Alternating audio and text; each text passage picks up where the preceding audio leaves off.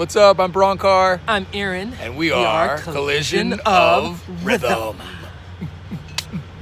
Collision. Of Rhythm. Collision.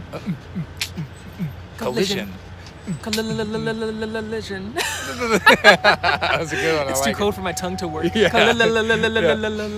Yeah. We want to talk about recombinant innovation and how we bring all of our different experiences in life and skills that we've cultivated together before we're bringing new skills to the table, right? And bringing more parts to that greater whole, when we can have rituals around that, when we can have and when I say rituals, I mean an intentional routine that gets us in a particular mindset. Can you give an example? Yeah. Example. Yeah. Okay. So an example would be, years ago I did a halftime show at Madison Square Garden, right. And it was the Knicks-Celtics basketball game. And I was, coming on just to do a few minutes at the halftime, but it was a big deal to me, right? And it was 20,000 people, this huge energy, and I'm backstage, and I remember being backstage, and at this point I had done, thousands of live shows, but I was so nervous, and my palms got sweaty. My heart was racing. I was just sweating profusely. Felt nervous. I was not in my Zen zone. I wasn't in my place of power that I normally would get in before shows. And I remember calling my coach, Brian Poirier, and I was like, dude, I'm freaking out. And Brian was like, sink into your ritual. Get into your routine. And it was a pregame ritual and routine that I would do where I would just do some conscious breathing.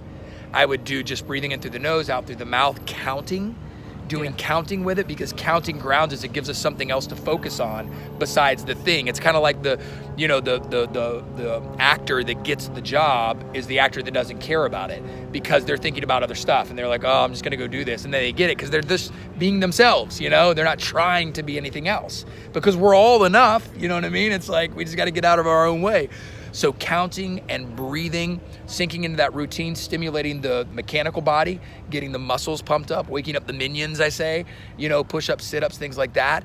And then just listening to the right types of sounds or music. Music's our atmospheric navigator and such a important part of our existence as humans.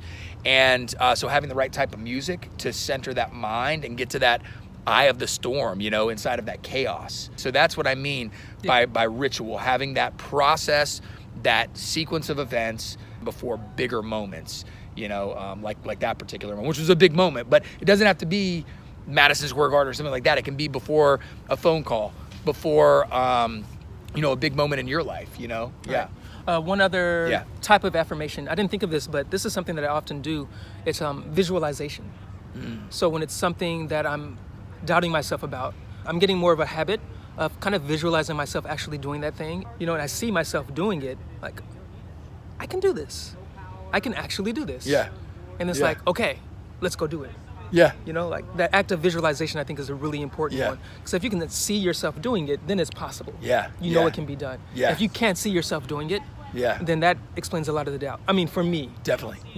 Well, that's actually funny because coming back to the saxophone thing, which is what I was, saying a minute ago, I actually, no joke, I took my saxophone to bed with me once, and I slept with it on the pillow next to me. How did Cindy feel about this? this? What I wanted to do, my intention was that I want to take it there because I wanted it to be in my dreams. I wanted it to be in that resting place where I'm in my subconscious, and I wanted to visualize the success of playing saxophone and being comfortable in it, because then I thought that I would deeply internalize that, and then it would be more likely to manifest. Yeah.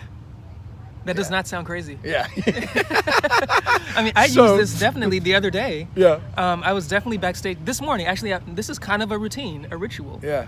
Before every show so far, I've closed my eyes and visualized the beginning of my story for the marimba. Yeah. And the beginning of how I'm going to make the transition into talking about tap.